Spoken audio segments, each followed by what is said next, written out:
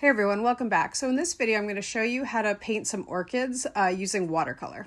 And specifically, I'm going to show you how to do both a background and also get value contrast. So what I'm starting with is I've mixed up a little bit of Viridian green. And so Viridian green, whenever you dilute watercolor, the pigment that's actually from your paint pan, or if you're, painting from a tube, you put it on the palette and then you add some water to it. And of course, then you're just sort of moving it around the background. So one thing to think about though is sort of like water control and whether you have too much water. So this is kind of like right on the brink of having a little bit too much water.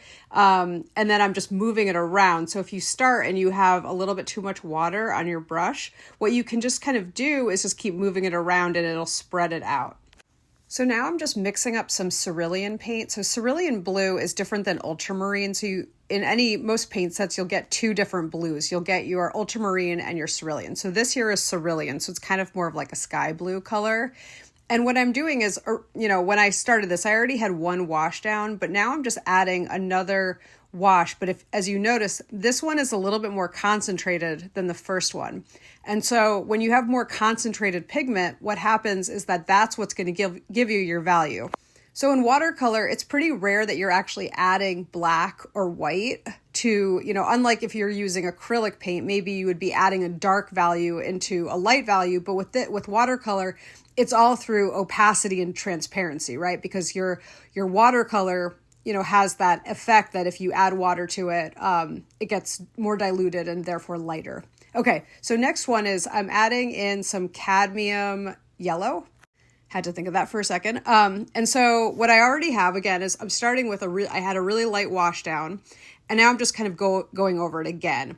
And with that, as before, what I had was just, it's a little bit more concentrated than the previous wash. So the previous wash was lighter. So when you paint, you want to paint light to dark, right? So you don't want to start with a really dark color because then you can't go back from it.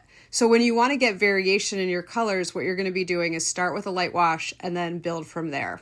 Now, very important thing is that it's very important to let things dry between your layers. So if you don't do that, it's going to all just sort of mix and spread together. So you can sometimes paint kind of all wet on wet, and that's another way of doing things. But sometimes when that happens, it just kind of all jumbles together and you're not able to get some of the variation that you might want. And so now I'm taking some Cadmium Red, which is sort of like an orange. And what I'm doing is I'm just adding it there to the other part of the petal to make it clear that those two petals are sort of like separate sides, right? So going back in and just kind of like, making a little bit more variation in the flower. Okay, so now we're back to the blue. And as you can see, I'm going back and adding a little bit more. And again, this is totally dry. So I didn't do wet into wet here. I'm waiting for it to dry, and then I'm going back in and adding more value. So you want to let things dry for like a bit. Like you want to make sure that it's fully dry. And actually the way that you can tell if it's dry or not, like sometimes it looks dry, but it's actually not. And what you can do is actually like kind of touch the back of the paper. And if it's still cool or cold, it's probably still a little bit wet. So be careful of that, because watercolors are sometimes a little bit deceptive where you think it's dry.